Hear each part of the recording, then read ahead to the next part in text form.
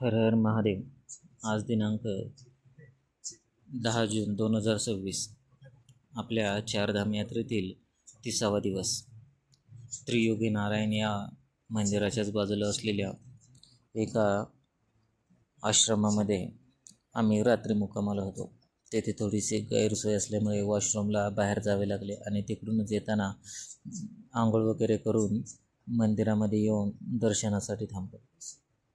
खूप सुंदर असं वातावरण आणि एका दरीमध्ये वसलेलं हे तीर्थ.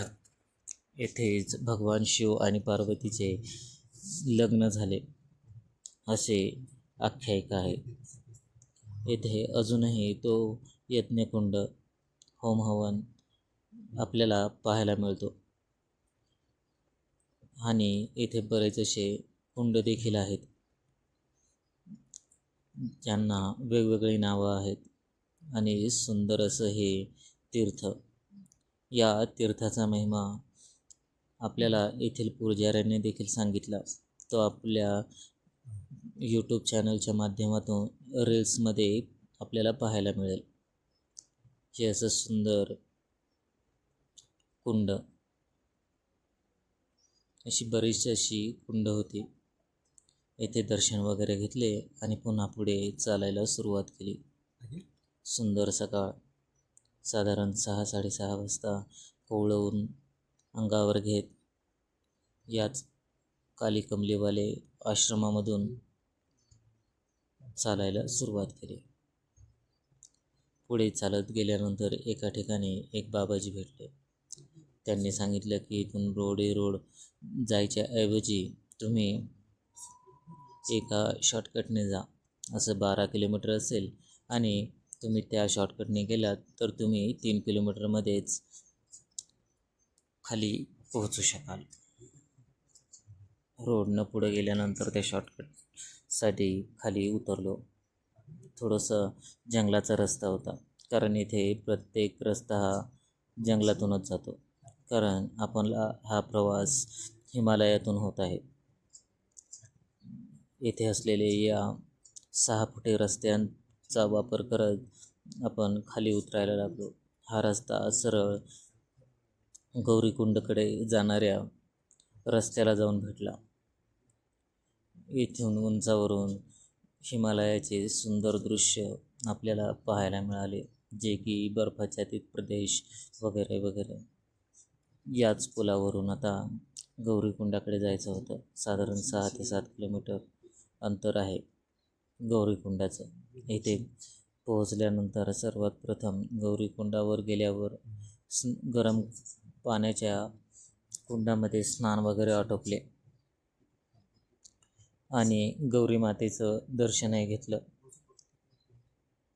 आपल्याकडे असलेले एक्स्ट्रा सामान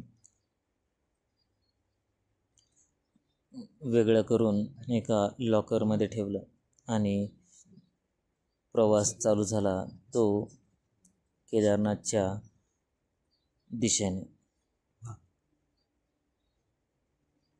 वाटेमध्ये अशी अनेक धबधबे लागले, जे सुंदर तऱ्हेने उंचावरून खाली कोसळत होते. घोडे, खच्चर, पिट्टू, पालख्या, थोडीशी गर्दी होती.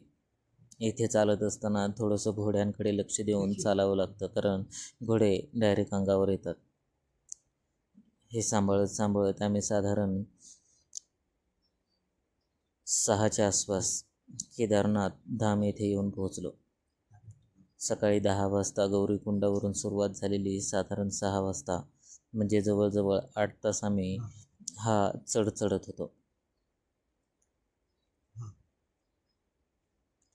परंतु येथे जसेच केदारनाथचे दृश्य पाहिले, मन अगदी प्रसन्न झालं. पूर्ण थकवा नाहीसा झाला. त्याचा आनंद घेण्यासाठी आम्ही थोडीशी विश्रांती घेतली आणि रात्री दर्शनासाठी जावं म्हणालो. परंतु येथे आल्यानंतर, आश्रमामध्ये आल्यावर येथेच बरा वेळ भजन वगैरे मध्ये गेला. त्यामुळे दर्शनासाठी रात्रीचं जाणं झालं नाही. तर आम्ही दर्शनासाठी उद्या सकाळी 4 वाजता जाणार आहोत. तर आपण दर्शनाचा लाभ घेऊ शकता. येथे गेल्यानंतर असे ढग आपल्याला खालून वर येताना पाहायला मिळतात.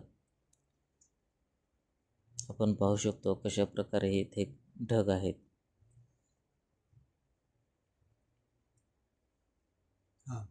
आणि हा आहे केदारनाथचा बेस कॅम्प.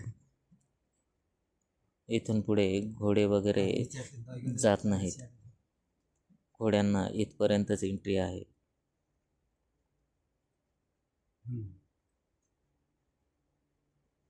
हे आहे केदार घाटीचे दृश्य,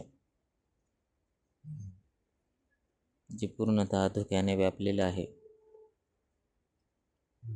आणि वरून बर्फ देखील आहे.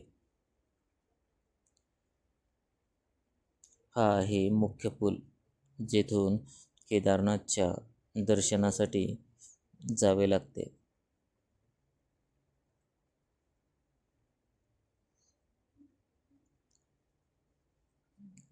या नदीला पार करून गेल्यानंतर आपल्याला केदारनाथचे दर्शन होते. इथून वर गेल्यानंतर केदारनाथचे दर्शन होते.